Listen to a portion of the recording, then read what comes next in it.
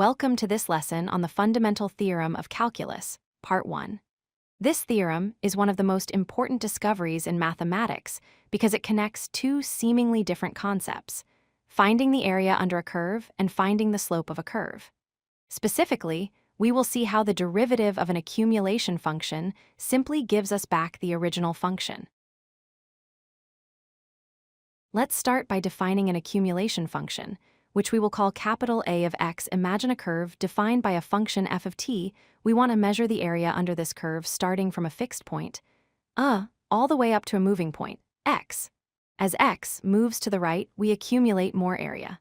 This function, a of x, is simply the definite integral of f of t from a to x.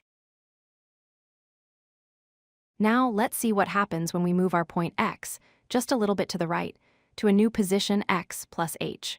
The total accumulated area is now of x plus h.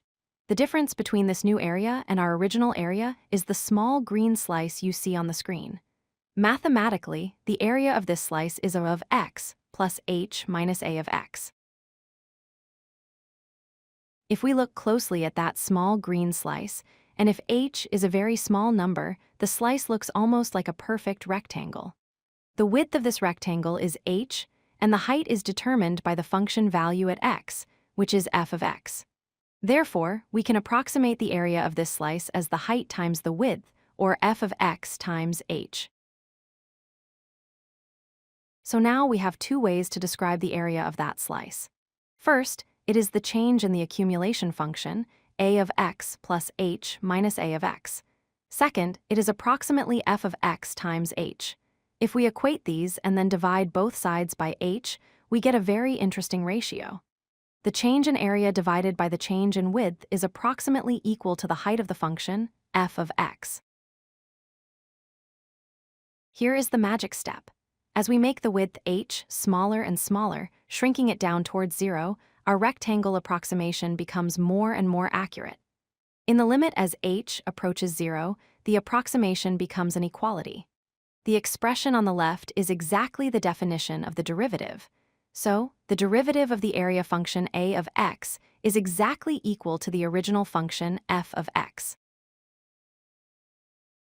This leads us to the formal statement of the Fundamental Theorem of Calculus, Part 1.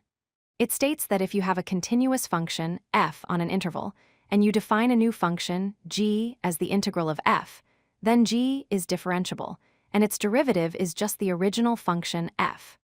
In other words, the rate at which the area accumulates is equal to the height of the curve at that point. Intuitively, this theorem tells us that differentiation and integration are inverse operations. They are opposites, just like squaring a number and taking the square root are opposites. If you start with a function, integrate it to get the area, and then differentiate that area, you get right back to the function you started with. Let's check this with a simple example. Suppose our function f of t is 2t. If we integrate 2t from 0 to x, we use the power rule to get t squared, evaluated from 0 to x, which equals x squared. Now, if we take the derivative of x squared with respect to x, we get 2x. This matches our original function f of x, verifying the theorem works. To summarize, we learned that the area function accumulates area under a curve. The rate at which this area increases is determined by the height of the curve. This establishes the fundamental theorem of calculus. The derivative of the integral of a function is the function itself. This powerful link connects the two main branches of calculus. If you like this video, hit that like button and don't forget to subscribe. Visit codelucky.com for more such useful content.